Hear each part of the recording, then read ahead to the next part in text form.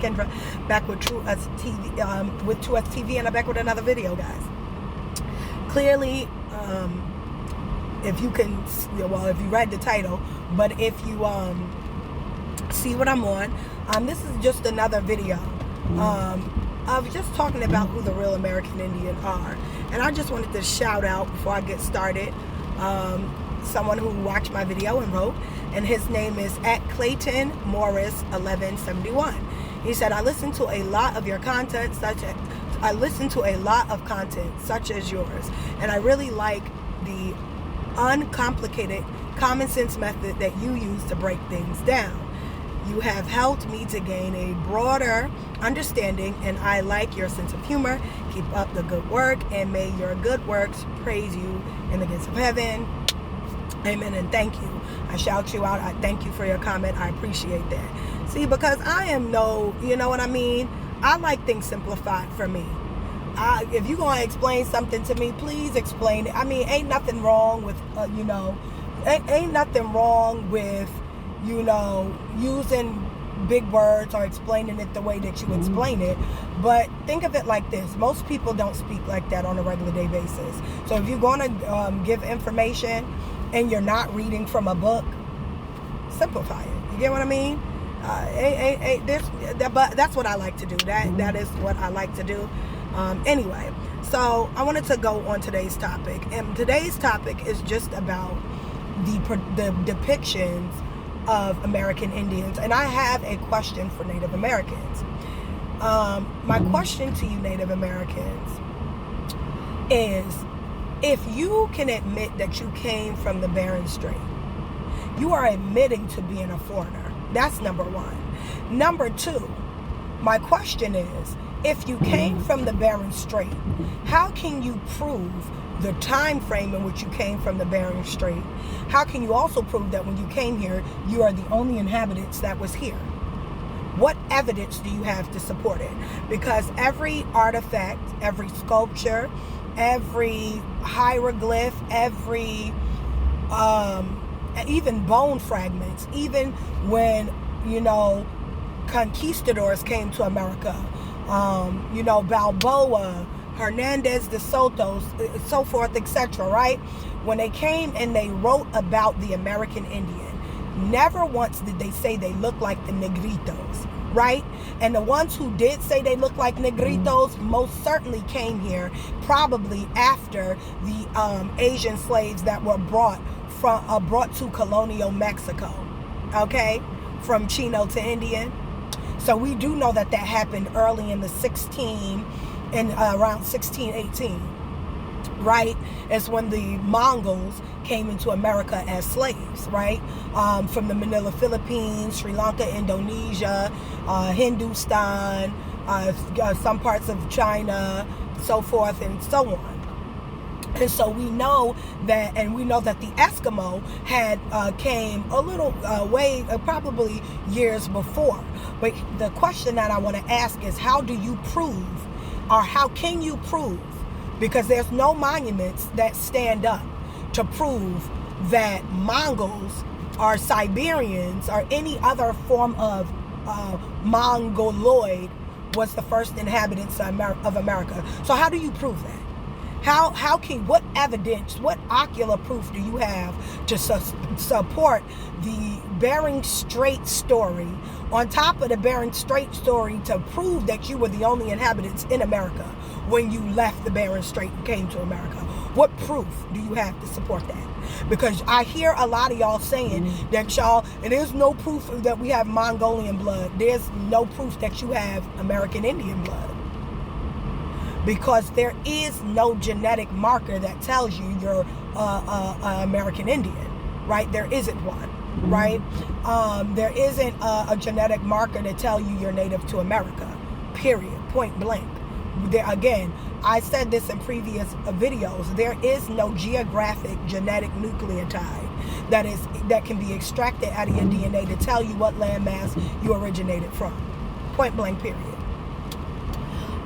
And so with that being said, what evidence do you have to support that your people were the first people to it? Because we know that you guys came here as slaves. That we know. We know about the Filipino slave trade that took in place in the 1600s, right? If anybody care to go look that up, go look it up.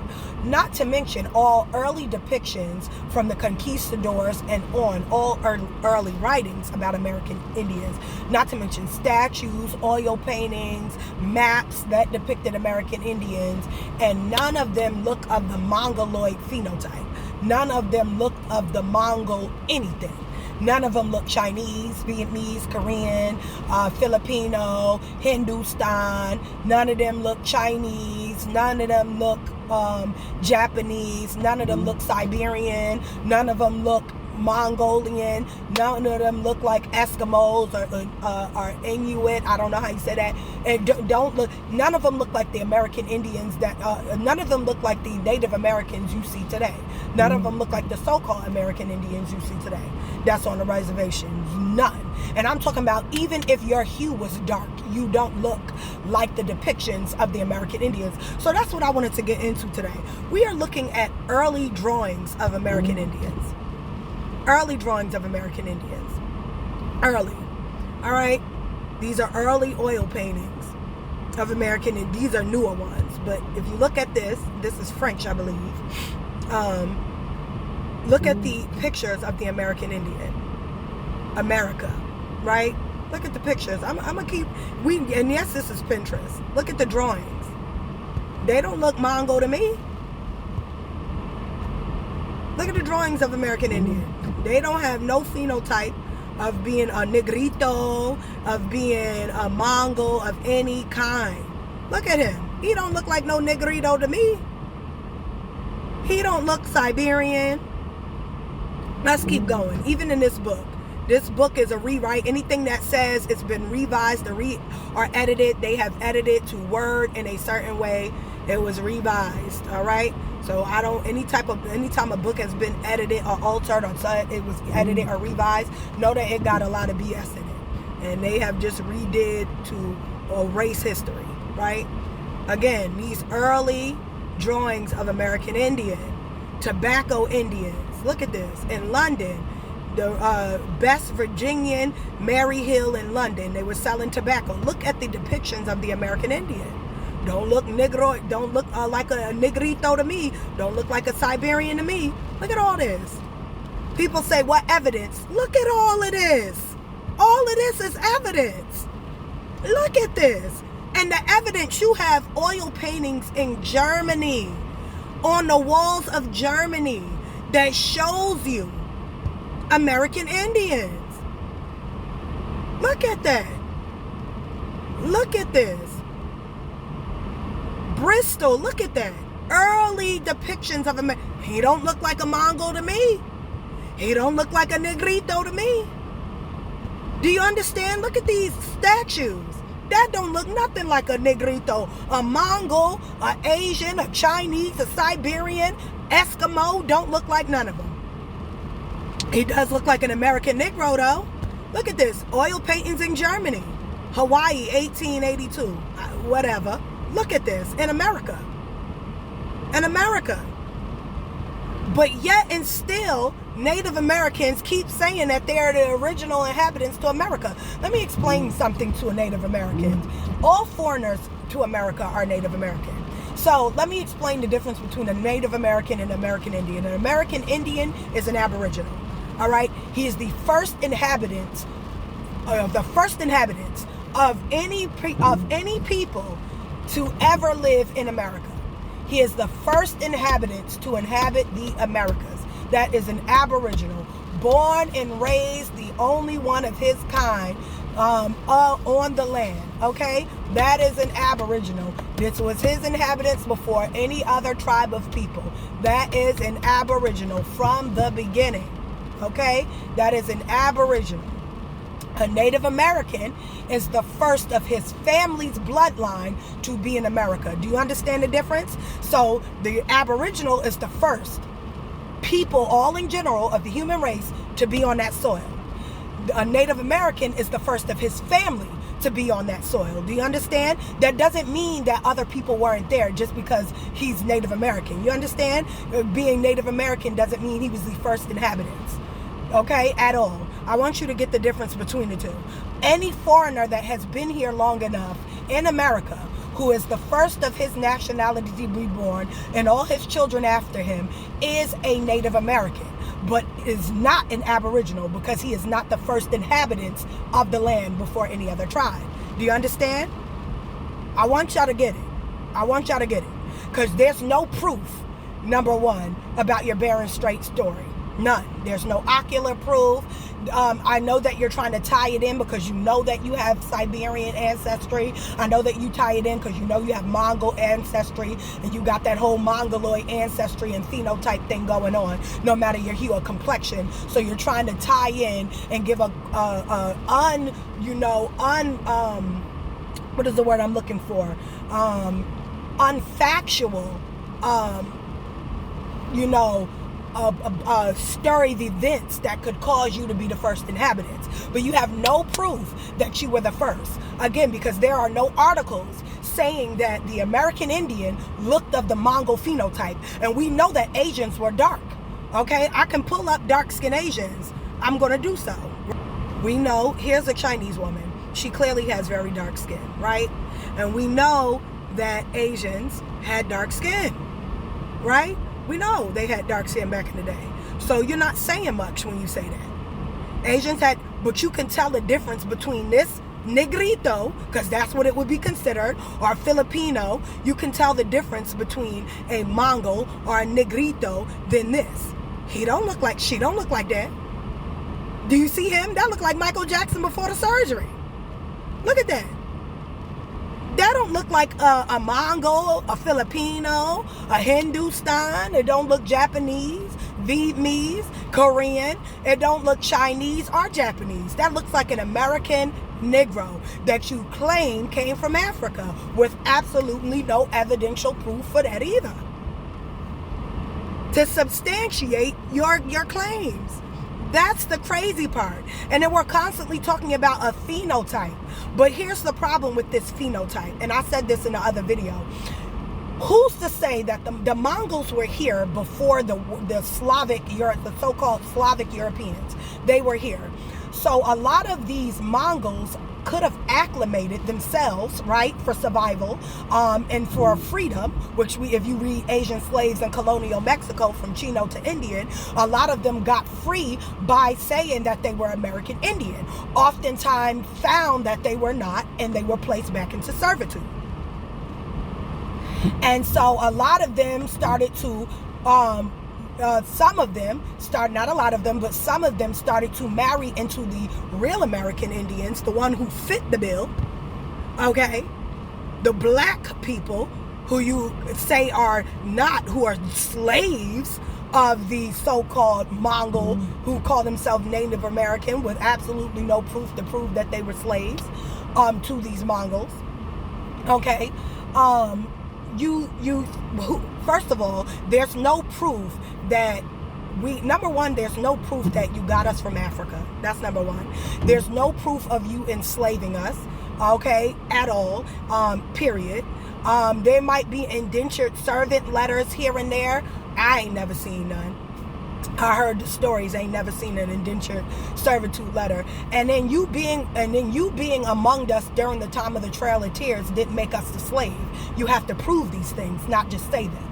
You get what I mean? So I hear a lot of talking. I hear a lot of people telling stories and fables and folklore, but I've seen no evidence. You get what I mean? So when we're sitting here, and a lot of our content creators who know the truth, what we do is we actually show you evidence, right? So where is your evidence that we are African? What is your evidence that you are the first people? Where is your evidence? I hear speaking. I mean, a lot of people can talk. Anybody could tell a story. Children make stories up all the time. But show the evidence to support your claim. I wanted to read this passage from this book. Now, I don't know, okay, but I want to read this because this is funny. Perhaps the most, I do not know how to say this. I cannot at all. and maybe conspicuous, feature in the appearance of the Californian tribes was the color of their skin. Rather than the tawny red color usually associated with North American Indians, the Californians were described as dark brown or black Indians. Dark black Indians, The Californian, I just wanted to get it. The Californian were described as dark brown or black. Their color was such a salient feature that it bound together the other associations of primitiveness, dirtiness, and ugliness. Now this is, again, these are rewrites, so of course they're going to try to insult us because hateration, holleration, and the dancery always make people say nasty things about us because they hate in that we're the original inhabitants of America. So of course they're going to say all this other stuff. Ugliness in the whites' mind. Of course, exactly. Why they say that, but then anyway. 149ers, for example, in the midst of his account of the inferior intelligence and animal-like nature of the Californian Indians, and again, that's conjecture. There's no proof they were animal-like, especially with all the infrastructures that we find in America, buildings and buildings and mausoleums and mounds that were all found in here. There ain't no way they was primitive, but we'll let him go ahead and tell his lie.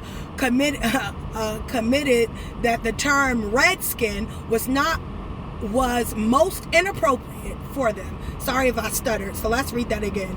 149er, for example, in the midst of his account of the inferior intelligence and animal-like nature of the Californian Indians, commented that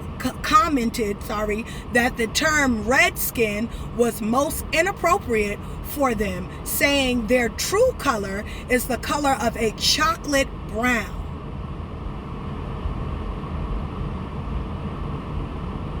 Do you understand? A chocolate brown. He's letting you know the term red is being used. You know how they say, redskins, red socks, red Indians? He said that's an inappropriate use because their skin is truly chocolate brown. Who is he talking about? He's talking about American Indian in North America. And he said their skin color inspired comparison of the Californian tribes with the Negroes. Now, what is a Negro? I like to go back to the story that Muhammad Ali told, right? And you could find this video, probably Dan Calloway had it up on his channel, where Muhammad Ali talked about how him being Cassius Clay was not allowed in a whites-only restaurant. He was not allowed to, but there were two Africans who were in African garment who the white man said, a Negro cannot come in. I don't care who he is. That nigga can't come into this white-only restaurant. And then the other chef or waitress asked, well, what about these two? And he said the Africans can come in, but the Negro can't. So Muhammad Ali asked, what is the difference between a Negro and an African? And we understand that the word Negro was also associated with American Indian. If I have it, I can pull it up. Let's see if I have it. So here you can clearly see Negro. And I know they try to, Negro Indians. They call Indians Negroes, period.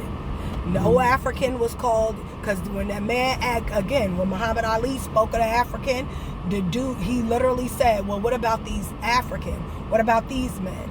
Africans can come in. So he didn't call them Negroes. He said Africans can come in, but niggers can't. So Muhammad Ali questioned, what is the difference between an African and a Negro? Well, the difference is a Negro is an American Indian, an Aborigine. So my question to you is, with all this evidence, all this evidence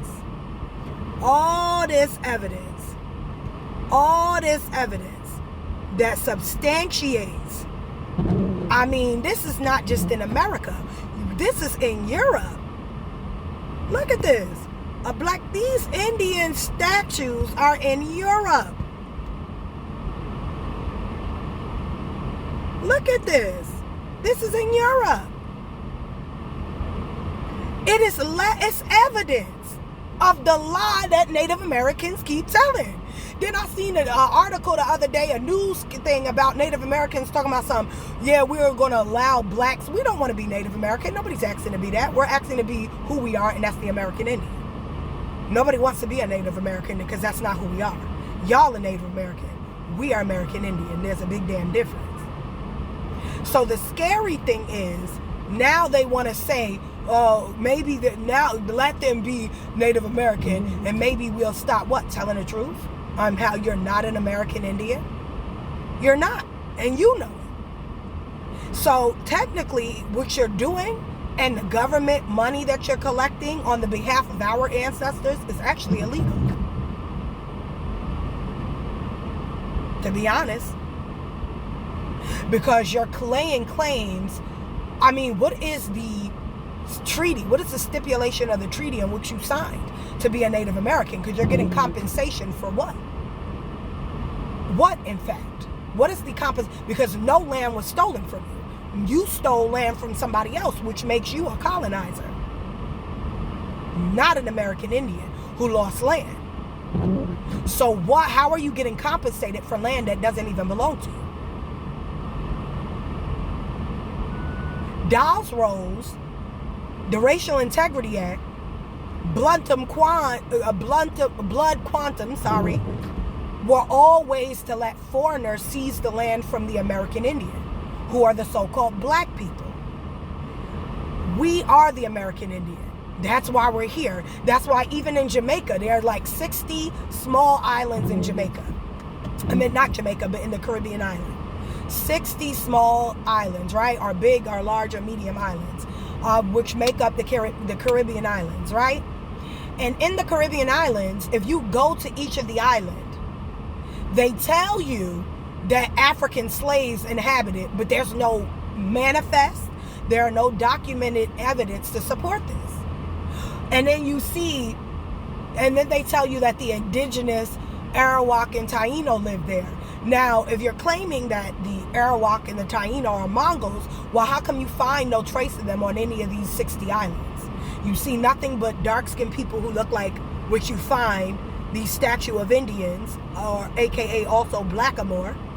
You find them all over the Caribbean islands. But you find no Mongols. Can somebody explain to me why? You find artifacts in Mexico of their heads and the Bonaparte, which has the depictions of a dark-skinned people who do not look Mongol, who do not look Mongoloid, Eskimo, Siberian, Mexican, or like the newfound Mexicans. I mean, the new today Mexicans. You don't see any of them having any phenotype of a Mongoloid feature at all whatsoever. Siberian, Chinese, Asian, Filipino, European, Hindu. You don't find that on the wall of Bonaparte. You don't find any of these depictions, the Olmec heads. You don't find any of them looking of those Mongoloid phenotypes. So my question is, how the hell are you guys still claiming to be American Indian? I mean, you literally have absolutely no proof. I mean, the proof is everywhere that we're American Indian. I mean, it's so uncanny. It's in every writing. It's in every it's in every old depiction. It's in every, as a matter of fact, I'll give you a passage before I get off here. It's a 1925 Cleveland Indian mascot was this little black boy. Look at this. Why would they make a little black boy an Indian mascot? Just saying. Just saying. Look at it. Mascot. Indian black boy. Alright, I just wanted to read this passage right here. As Spain expanded its empire, the indigenous people were hunted, enslaved, and transported from areas where the colonists considered them to be a surplus to those where they were most needed. After 1515, Spaniards sought to repopulate the Great Antilles with slave-raiding expeditions to the Yucatan coast. And within 10 years, the Bay Island in the Gulf of Honduras were depopulated. So they say, right?